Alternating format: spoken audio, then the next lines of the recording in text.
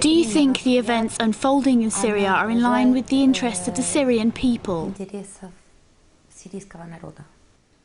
There's a civil war going on in Syria, and it's only the Syrian political opposition that's benefiting from it. The opposition took up arms and used violence to achieve their goals. I'm convinced that most Syrians don't want to have this armed conflict. It's a well-known fact that the armed opposition groups persecute the Christian community in Syria. Thousands of Christians were driven out of their towns and villages. Shia Muslims, a minority in the country, they make up 13%, are also targeted by armed Sunni radicals who represent the majority in the armed opposition.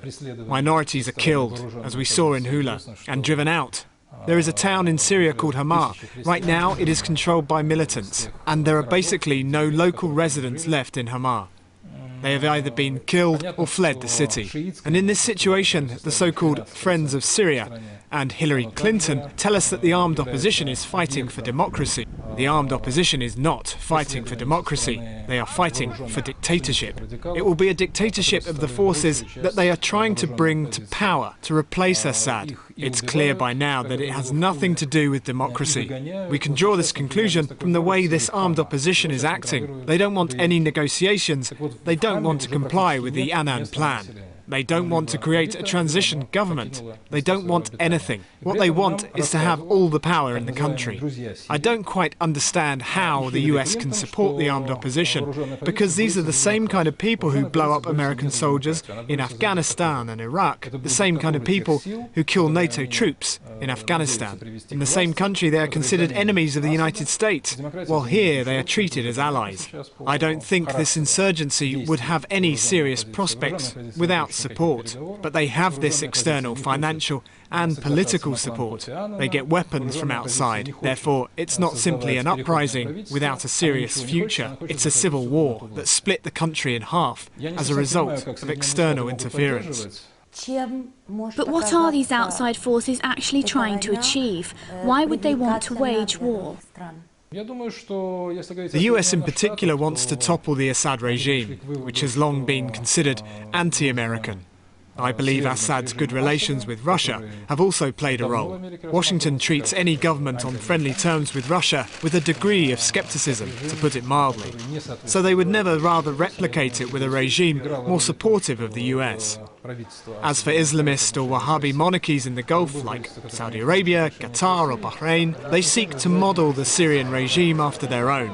They would like to cover all women under black veils, lock them up at home, strip them of their electoral rights. In case of dissent, the government would follow the example of Bahrain and open fire against its own people. This kind of conflict is not unique to Syria, but with events in Bahrain, the US simply turned a blind eye because Bahrain is America's friend. In other words, these Gulf countries would like the Sunnis to take power and establish a religious state, just like in the Persian Gulf, and weaken the Shias, who have been ruling Syria, as well as Iran, which is currently regarded as Syria's ally. Saudi Arabia, Qatar and Bahrain treat Iran with much animosity and see a toppled Assad as a way to weaken the Shia Iran. This whole situation has little to do with freedom or democracy. Neither Saudi Arabia nor Qatar or Bahrain or the United Arab Emirates have any democracy or freedom. And most of these states even lack a constitution. It would be ridiculous to assume that these undemocratic states could bring democracy to Syria. The Sunni-Shia confrontation adds a very important dimension to this conflict. Though often ignored, it plays a major role. Just recently, US Secretary of State Hillary Clinton said, and I quote, "Russia and China will pay a price because they're holding up progress, blocking it. This is no longer tolerable." What's your reaction to this statement? All I see is that the US is paying a price for what it did in Iraq. For example, the US has lost a lot of its glamour and trust in its foreign policy. I would even go as far as to say that the occupation of Iraq prompted a crisis in US foreign policy. At the moment, even its staunch allies, like Turkey or Egypt, along with Western European countries such as Germany, the UK and France, saw a drastic hike in anti-American sentiment. The US has now paid a price for their occupation of Iraq. Now Russia warns against the occupation of Syria. Russia says that it's Syrians who should decide their own future. Hillary Clinton may well voice her opinion, but it's no more than fantasy. I hear she's about to step down as Secretary of State, so this must be her farewell fantasy. The US has clearly demonstrated that it's not going to back down over Syria. How far is Russia prepared to go? The conference on Syria held in Geneva in June adopted a roadmap supported by the US, Russia and China. The countries agreed on the need to set up a transition government to launch a dialogue between the government and opposition. The participants agreed that it should be the representatives of the two warring parties that should start these talks. This blueprint was backed by Russia, the US, China and France, almost every country present. So it looks like a sensible solution. But as soon as they put their signatures to the plan, a war of interpretation broke out. Hillary Clinton said that the plan implies that Assad must go, while Russia said the document does not even mention the name of Assad. So it has nothing to do with his future. Russia insists that the document aims to end violence and start negotiations. And all this despite the fact that all the countries said they had reached a common understanding. It's really strange when 5 minutes after you reach an understanding, the parties appear divided. Indeed, the countries did reach some common ground, albeit fragile, but again they tend to interpret it differently. This means a political battle is going on. Also, the rebels said they won't take part in any kind of talks and refuse to be part of a transitional government. I think pro-rebel forces can easily do both, sign the Geneva Plan and then tell the rebels to press on with the old ways, that being their fight against the Assad government. What does Russia propose? Russia insists on the agreements that have already been reached, that the sides should... But the rebels are against. Well, if the rebels don't want to join the negotiations, what can we do about it? We can't send in our troops and force them to do so.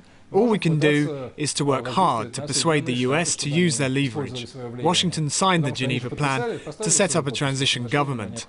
Therefore, the US should now use its influence on the armed opposition in Syria to make them comply with it. Otherwise, their policy would look hypocritical. While making official statements in support of the process of negotiation, they in fact sabotage it. We could also work to persuade the Assad cabinet not to renounce their support for negotiations and a transition government.